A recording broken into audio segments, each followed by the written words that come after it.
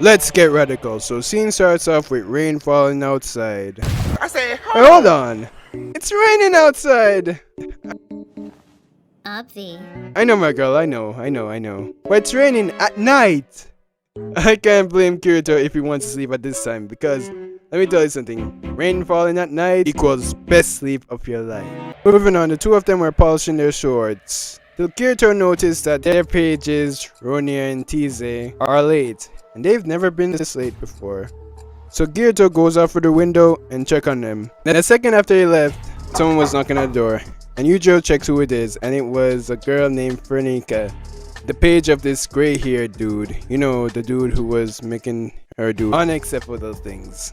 Which she thanks him for addressing it to him. She then said, Unfortunately, tonight he ordered me to perform a service that I'm much too embarrassed to repeat.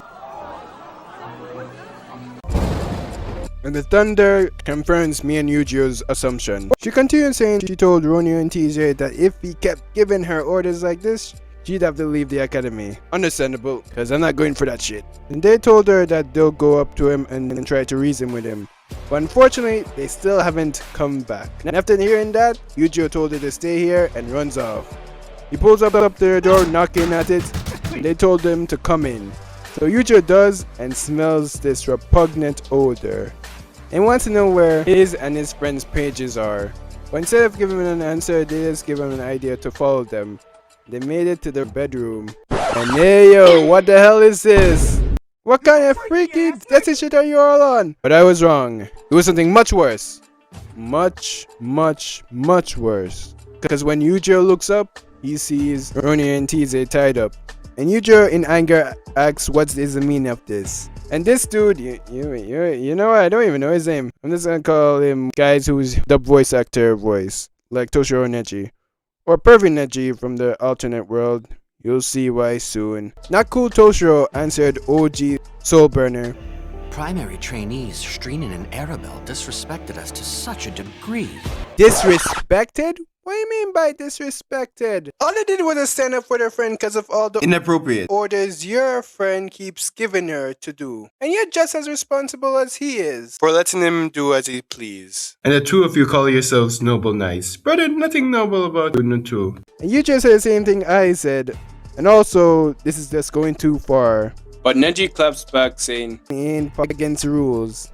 Well, what he's gonna do to those girls as punishment. Well, get a new rule book then, dummy! Oh!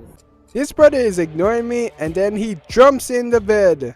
Licking red hair girl's face. And this dude pushed blue eyes girl down. And EUGEO, like the rest of us, didn't want to see this and goes in to thwart them but got thwarted by Toshiro. Saying, Hold your ground, commoner!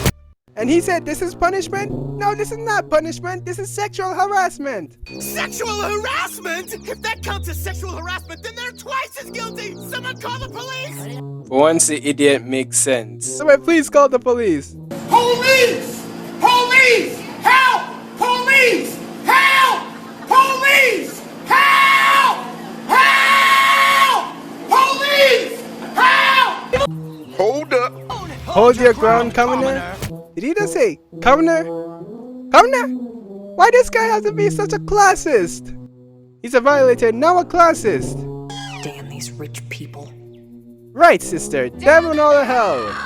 And to make Neji even more disgusting, he said if he interrupts, it will become a criminal act, which will make him a criminal. Is this nigga serious?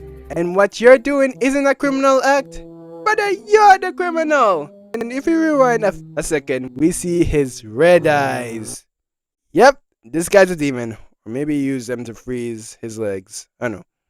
Because EUGEO couldn't move. Them boys started violating those girls. Gray hair guy licking blue eyes girl's leg, causing her to scream. Pervy Neji exposed in red hair's chest and was about to lick her belly. And she was calling out to EUGEO for help.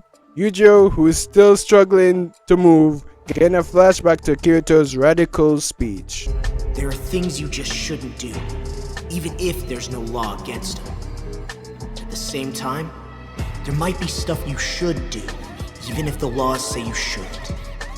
Back to reality, the two disgusting men were still violating the innocent girls in the most horrible way. Red Hair is still calling out to EUGEO to save her, then gets slapped by Neji. But EUGEO, like me and everyone else watching this, could not stand this disgusting violation anymore. Then his right eye was saying system alert, and those two were about to go deep into those girls, but EUGEO's eyes exploded, runs in and cuts off Greyhair's hand, which led him to exclaim, "My arm!" Looks like he's been disarmed. I get it. Shut it, Nappa. Oh my god, I don't give a shit. Cause that's what you get for laying your hands on Blue Eyes Girl. On Kirito's own page, mind you. And Neji was about to end him for that because he broke the taboo or rule index, whatever. Brother, you two were about to rape those girls. He had to take action. This dude ignores me and was about to behead the reasonable EUGEO, but got thwarted by my boy Kirito. That's what I'm talking about. That's why he's there than me. That's why he's the GOAT. The GOAT.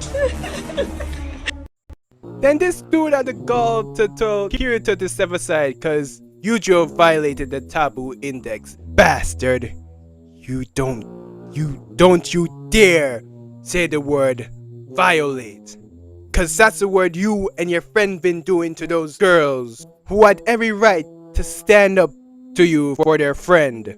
And Kirito doesn't give a damn about the rule of the index and tells that perverted ass pig that he's lower than the goddamn goblins. Which he takes as an offense and calls him a criminal. For what? Sit and truth? And hear what he said. This means I can do away with both of you at the same time! What a joyous day this is! Surely this is a divine blessing from the goddess Stacia! Don't you dare invoke her name. Especially a female goddess. After you were violating a female yourself.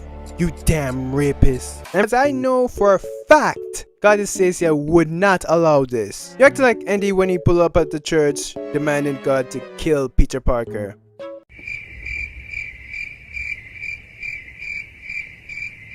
Say,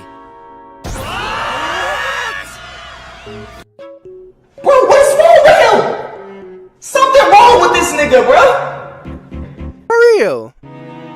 You cannot ask the Lord to kill someone. That is not what he does. You know what's funny? Goddess Stacia is Yui's mother, aka Kirito's wife, future wife. The female who was violated, so she would not allow this.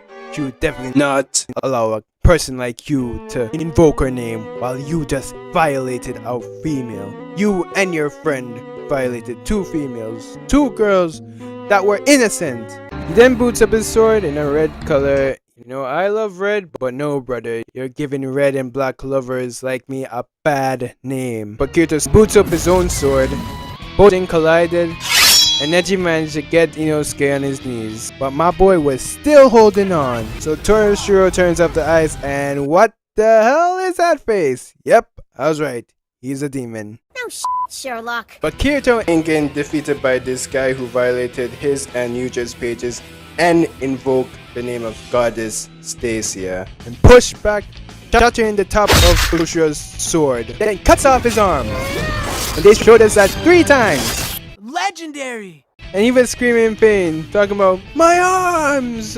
But in the words of the abridged version of the sister of the brother that chopped off your arms, "Oh, boo for you." That's what you and your friend get for violating those girls. And for having the balls to invoke Stacia, a literal female, a female goddess. Then you got done up by Kirito with the help of another lady, Karma, who chopped off your arms. And let's not forget, before all this, them boys were disrespecting Kirito's sword mentor, who is a female, and how Greyhead was giving Fernica disgusting orders to do. So yeah, it definitely deserved punishment. Now look at you, armless. So he basically bitched you.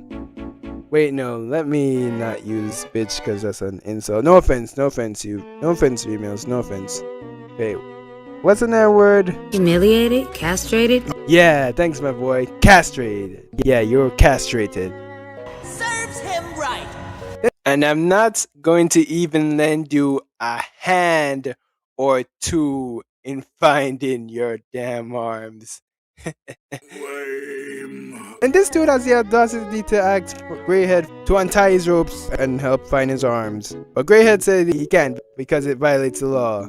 And then Toshiro said, Hang the law!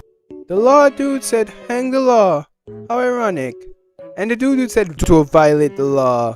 And he violated those women. How disgusting. Then this dude started glitching out and he was now dead. And Greyhead has the audacity to call Kirito a murderer, a monster. Pardon? Hear for yourself. Murderer! Monster! Murderer! Monster! Murderer! Monster! Murderer! Monster! Murderer! Monster! What did you say, nigga? Man, shut your stupid ass up. Oh! You have the literal balls to call Kirito a monster. Brother, you and your pal are both monsters. How wouldn't just violate the girl then?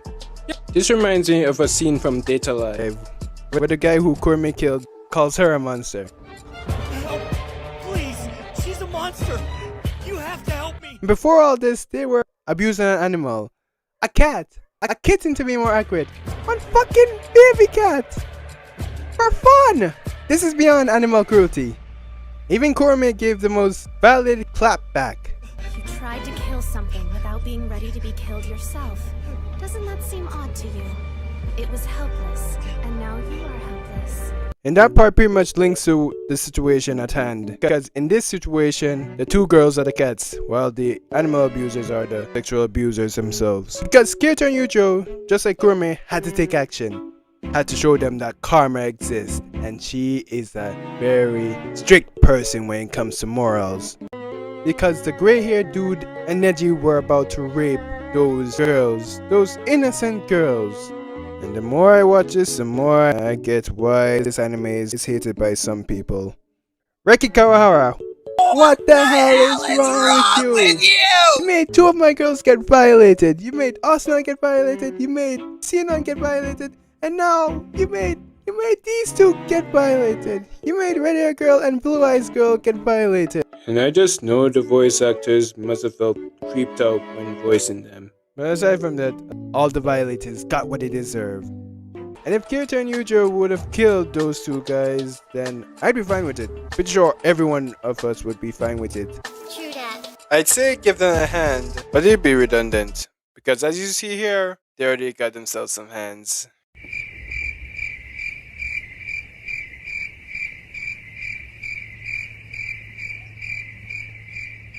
Man, what the fuck is you talking about? What the fuck was that?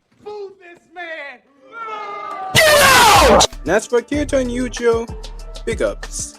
As for youth girls, big ups and headbutts for standing up to them for your friend. A white man from the sky pulled up and saw the damage, reports it, then books it. That means someone's gonna come for the OG's playmaker and soul burner. Next morning, Mrs. Zurka healed EUGEO's eye and gave him props on breaking the seal. And I just love how she might be strict, but she has morals as well. She then gave Kirito a speech, and then they meet up with Alice, their transporter. And that's the end of the video. And the end of violation in this show. I wish I could say that for the Levi part. But we'll talk about that another time. Maybe. As usual, please be sure to leave a like, comment, and subscribe, and share. And stay radical, and big up yourselves.